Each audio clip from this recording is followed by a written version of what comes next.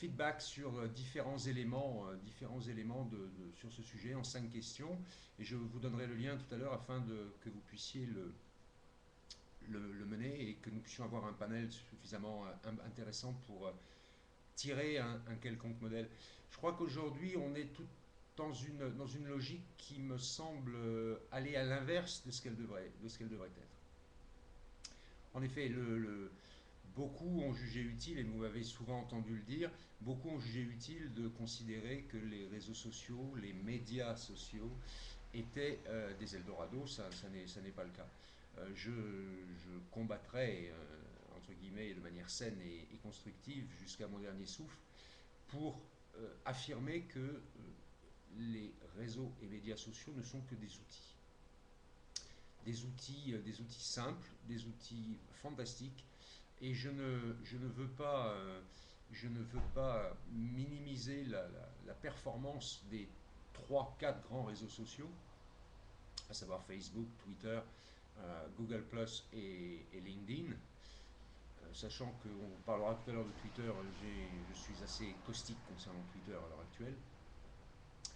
Mais en tous les cas, il apparaît que aujourd'hui, eh bien, les retours ne sont pas ce qu'ils devraient être, d'une manière générale. Et je vois plusieurs explications à cette manifestation des retours, et notamment le fait que eh bien, certains de ces réseaux, de ces médias sociaux ont été mal utilisés ou utilisés comme ils ne devaient pas l'être. Alors d'aucuns se plaisent à dire que Facebook est un mythique dating site gratuit. C'est vrai, je suis le premier à le dire, pour beaucoup de choses. Malgré tout, c'est une audience colossale, tout le monde le sait, on ne revient pas dessus. C'est 800 millions de comptes aujourd'hui, avec plus de la moitié actifs quotidiennement, donc c'est quelque chose d'important, une audience relativement importante. C'est un réseau social, et rien d'autre. Face à cela, eh bien, nous avons cette fameuse blogosphère, et je vous renvoie sur l'étude de Technoratic, vous trouverez sur le site de la compagnie, phmcgpe.com, dans le blog associé à ce site, une très intéressante étude sur la blogosphère mondiale et ses évolutions en 2011. Bien, le blogging aujourd'hui n'est pas non plus un Eldorado. C'est difficile de bloguer. Il est difficile d'avoir un contenu qui soit pertinent, et on n'a pas tous les jours quelque chose à dire. Cela semble tellement évident que beaucoup l'ont oublié. Alors cet Eldorado et ces Eldorados successifs, eh bien, d'aucuns ont tenté de modifier, de changer la face du monde en modifiant les règles traditionnelles du marketing fondamental. Et très honnêtement, moi je ne vois pas pourquoi ça changerait. Je ne vois pas pourquoi ça changerait, pour deux raisons majeures. D'abord parce que le marketing est une science précise, exacte, et parce que le marketing est un art, une science jeune. Hein, n'oublions pas que le marketing date de la fin de l'après-guerre, de la fin des années 50, milieu des années 50, fin des années 50, avec des modèles qui sont de plus en plus précis, de plus en plus affinés. Je crois qu'il faut vraiment considérer ces médias sociaux comme étant, et ces réseaux sociaux comme étant un outil fantastique, et qui nous permettent ce dont nous rêvions tous, marketeurs, communicants, non-marketeurs, entreprises, peu importe, de générer le fameux word of mouth, le fameux bouche à oreille, à moindre coût. À moindre coût, en tout cas à moindre coût en sortie de cash flow. C'est du temps à passer, bien sûr, et rien ne se fait de manière gigantesque et de manière instantanée. Mais en tout cas, c'est un outil facile à utiliser dès l'instant où on le prend dans le bon sens. Pardon, il n'est pas question de scier un arbre avec un tournevis. Il n'est pas question de faire une confusion entre les médias et les réseaux sociaux. Il n'est pas question de les utiliser en dépit du bon sens. Et surtout, il n'est pas question de croire que la scie va couper l'arbre toute seule. Il faut quand même mettre un peu d'huile de coude pour que ça fonctionne. Même si la scie est électrique, il faut au moins faire l'effort d'aller brancher. C'est exactement la même chose. Souvenez-vous, au début des années 2000, eh bien, nous avions la même polémique concernant l'email. D'aucuns disaient, avec l'emailing, ça y est, on a tout gagné, on va avoir des retours fantastiques. Et très honnêtement, moi je n'ai jamais vu pourquoi. Et force est de constater que la preuve formelle a été donnée sur ce point. Donc je crois qu'il est de bon ton, de bonne loi, d'augmenter une compétence globale pour toutes les organisations qui ont cette présence sur les réseaux et médias sociaux, et d'utiliser l'outil dans le bon sens. C'est ce que nous faisons quotidiennement avec nos clients dans l'action de conseil que nous leur apportons. Et cette obligation de conseil, il ne faut pas la perdre de vue, elle est fondamentale. Afin qu'il y ait un succès et le fameux Return on Invest, le fameux ROI qui fait couler beaucoup d'encre depuis des mois, depuis l'avènement des réseaux sociaux, quasiment depuis 2 ans, où tout le monde se pose la question, quel est mon retour sur l'investissement que je peux mettre sur ces outils, ces nouveaux outils de communication, où l'on voit la communication autrement, où l'on a un outil autrement, et où l'on est réellement dans une nouvelle forme, une nouvelle approche de la manière dont on interagit, dont on proagit avec son audience. Et je pèse le mot d'audience parce qu'il est fort. Je crois que dès l'instant où on a volonté d'avoir une présence sur les réseaux sociaux, eh bien, on doit considérer une audience et on doit considérer que l'ensemble du crowd, hein, de la foule avec laquelle on interagit et on proagit, eh bien, n'est qu'un copier-coller, un reflet de la vraie vie. J'ai beaucoup de mal à considérer que l'Internet, d'une manière générale, et notamment singulièrement les réseaux sociaux, réseaux et médias sociaux, soient des enjeux virtuels. C'est quelque chose de bien réel. C'est quelque chose de bien réel. Dématérialisé, mais bien réel. Et chez PHMC, nous parlons de dématérialisation et non pas de, comme on le voit souvent par opposition à l'Internet et aux médias sociaux, aux réseaux sociaux, IRL, in the real life. Non, c'est la vie réelle, tout pareil. Et ça veut dire que l'on ne peut pas s'octroyer et s'allouer un certain nombre de prérogatives ou de droits. L'ensemble du droit fondamental, quel qu'il soit, de la bienséance et du sens commun, s'applique de manière claire, précise, sur l'Internet comme dans la vie dans la vie en dur. Ça n'est qu'un reflet, un copier-coller. D'ailleurs, j'en veux pour preuve que quel que soit la communauté et quel que soit l'endroit où vous régissez cette communauté, eh bien, vous observez le même microcosme que dans votre vie de tous les jours, que ce soit au bureau avec vos collègues ou au supermarché quand vous êtes contraint de faire la queue à la caisse. Donc je crois qu'il n'y a pas de virtualité dans cet esprit. Les choses se passent. Et le deuxième argument face à cette anti-virtualité, c'est l'immédiateté de l'information ou en tout cas de ce que vous avez envie de poster, de diffuser globalement sur votre communauté, sur votre audience. C'est notamment là, et je le disais en préambule, que Twitter, à mon sens, est en train de dériver un peu dans la mauvaise direction. Il y a trop de redondance d'informations et finalement, il y a peu de nouveaux contenus, si ce n'est du contenu d'information strictement actualité. Et je veux croire que cette mauvaise dérive est en grande partie expliquée par la confusion entre réseaux et médias sociaux. Pour moi, Twitter est un média social, pas un réseau social. Il vient en complément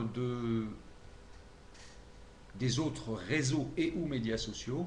Et je crois qu'il est intéressant de considérer Twitter comme notamment ce pourquoi il avait été conçu par ses fondateurs, c'est-à-dire du microblogging, de l'instantanéité, de la même manière et au format SMS, donc les fondateurs ne s'y sont pas trompés. C'est vrai que ce n'est pas toujours aisé de transcrire une idée et de la synthétiser en 140 caractères. Mais je crois que c'est un bon exercice. En tout cas, ça évite certaines dérives. Malgré tout, on constate un certain nombre de dérives. Et je trouve très honnêtement, j'ai eu l'occasion d'échanger sur ce sujet avec mon collègue et ami Anthony Rochant à Lyon, que je salue au passage s'il est dans le coin. Eh bien, on constate une pauvreté des timelines et bon, en tout cas, on a 20 fois, 30 fois la même information qui repasse.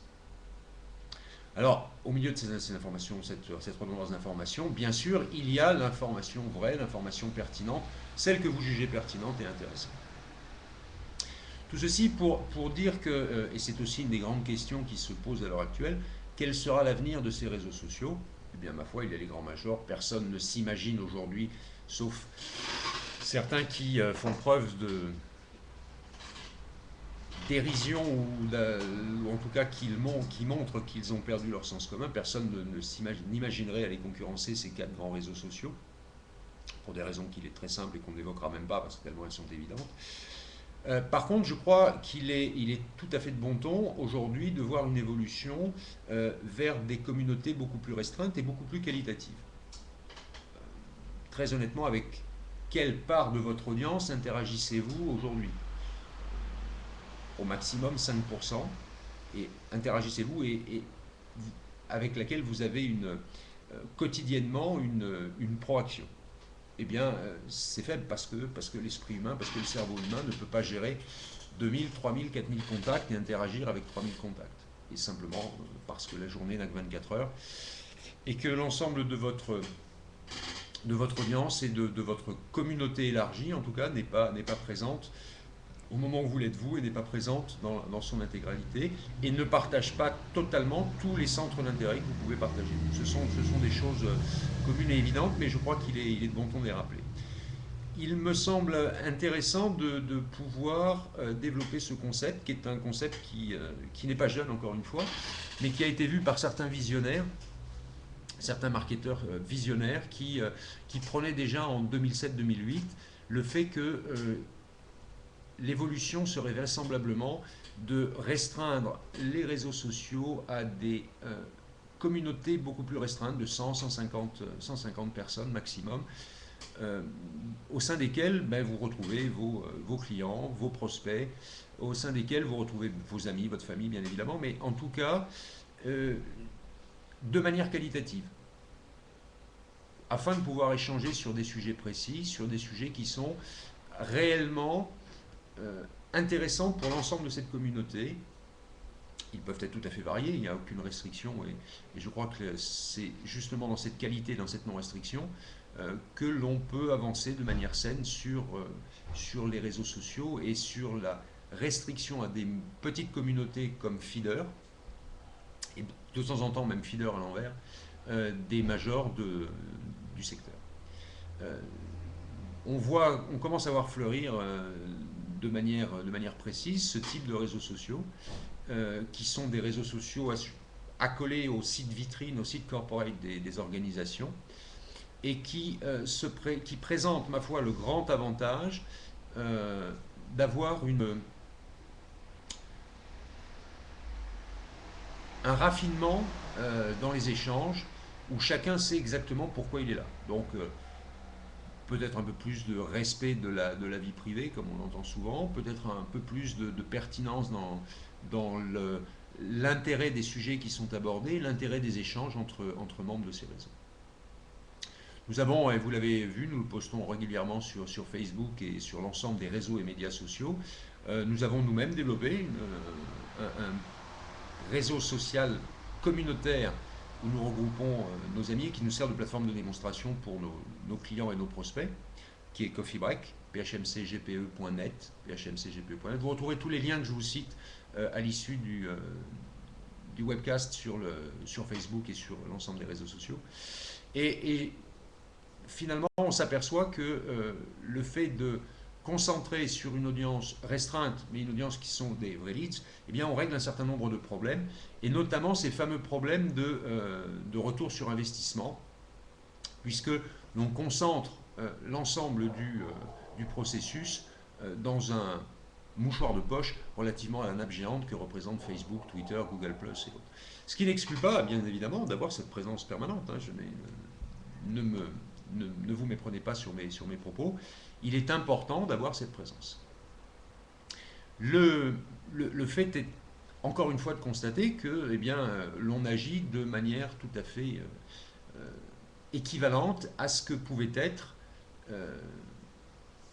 nos actions sans avoir l'outil précédemment, mais ce que l'on faisait il y a ne serait-ce que 7, 8, 10 ans au travers des forums, qui n'étaient pas dans cette immédiateté. Aujourd'hui, on a la possibilité d'avoir cet outil immédiat, et c'est là qu'est la chose. En d'autres termes, et pour synthétiser un peu tout ça, je crois que, la notion de ROI, elle va venir, et puis elle va venir de manière un peu plus rationnelle, sans aller fantasmer et faire de longues digressions sur les potentialités, et c'est un peu le problème que nous avons nous tous, agences de communication et de marketing, de savoir comment juger précisément d'un ROI. Mais ma foi, on en juge qu'a posteriori et à moyen voire long terme. Donc c'est une chose qui n'est pas évidente et je ne vois pas pourquoi elle deviendrait évidente avec les réseaux sociaux. De restreindre cette audience sur ces réseaux sociaux que d'aucuns appellent réseaux sociaux d'entreprise, mais je crois qu'il faut l'ouvrir beaucoup plus, puisque moi le terme me semble un peu restrictif.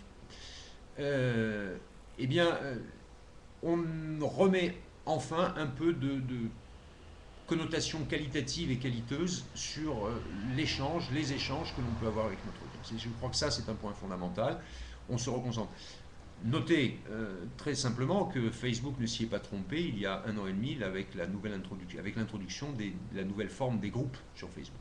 Et vous constatez que les groupes qui sont les plus actifs sont les groupes qui ont une audience relativement restreinte de 25, 30, 40, 50 membres et qui font des choses très, très intéressantes. Je vous recommande un groupe d'ailleurs qui est un groupe qui est situé à Las Vegas, managé par Sherman Ray et Dennis Michaels, qui organisent à l'envers, et je crois qu'ils ont parfaitement vu quel était l'enjeu, au travers de ce petit groupe, alimentent des breakfast meetings en brick and mortar, vraiment, où les gens sont réellement ensemble dans un café à Vegas, et où ils font du business ensemble. Ils ont un véritable engouement. Ils ont un ROI qui est quasiment instantané sur ce type d'action. Et je crois que c'est exactement ça. Et le fameux réseau social d'entreprise étendu tel qu'on peut l'entendre, un copier-coller de Coffee Break ou de BizOpple, qui est le réseau social que Dennis Michaels est en train de lancer et que nous développons pour son compte, eh bien, n'est que le copier-coller de cette forme des groupes de Facebook et doit apporter ces notions majeures. Voilà. Voilà en gros ce que je voulais aborder ce matin avec vous. Dans l'actualité des réseaux et médias sociaux, eh bien, ça y est, Google a lancé un Google Plus, vous autorise maintenant à créer une page d'entreprise, donc n'hésitez pas à la créer, ça se fait en 3 clics, exactement comme Google nous présente ces outils aujourd'hui de plus en plus simplifiés et de plus en plus accessibles, de manière beaucoup plus simple que Facebook d'ailleurs. Le principe étant que eh bien, la présence que vous allez affirmer sur les 3-4 grands majors des réseaux et médias sociaux va vous permettre d'accroître votre visibilité. Ne négligez pas cette visibilité, elle est importante. Elle est importante pour votre image de manière traditionnelle et standard. Elle est importante pour la visibilité digitale que vous allez donner au travers des moteurs de recherche dans le fameux Search Engine Optimization et Social Media Optimization également. Ne négligez pas. Google Plus, ok, c'est intrinsèquement un moteur de recherche. Facebook, ne négligez pas le fait qu'il est associé à Bing, le moteur de Microsoft. Et donc c'est une convergence vers les métamoteurs qui est très intéressante. Voilà, n'oubliez pas de répondre à notre questionnaire d'enquête sur médias sociaux et votre business social, pardon, et votre organisation. Vous avez le résultat en temps réel dès que vous avez fini de compléter le survey, donc vous pouvez déjà monitorer et revenir. Vous trouvez l'ensemble de ces résultats sur une page spécifique de la compagnie que je vais poster sur Facebook dans un moment. Voilà, je vais m'arrêter là. Je vous souhaite une excellente journée, un excellent week-end de 11 novembre pour ceux qui font le pont. Et puis, eh bien, n'oubliez pas non plus que Ali Cook est dans la promotion et dans un crowdfunding de son second album. Et si vous avez l'occasion de visiter sa page, le lien vous le trouverez au travers de celeban.com. Le premier album était un succès, et bien le second le sera également. C'est une success story, puisque dans la restriction et les concepts que je vous évoquais, eh bien, l'ensemble du financement du premier album a été complété. Et le projet de la vidéo du Tour 2011 a été complété de la même manière. Je vous souhaite une excellente journée. Prenez du bon temps et n'oubliez pas de rester très social. Je vous dis à dans 15 jours pour un nouveau Marketing Minute, le Room Service for Marketers. À bientôt.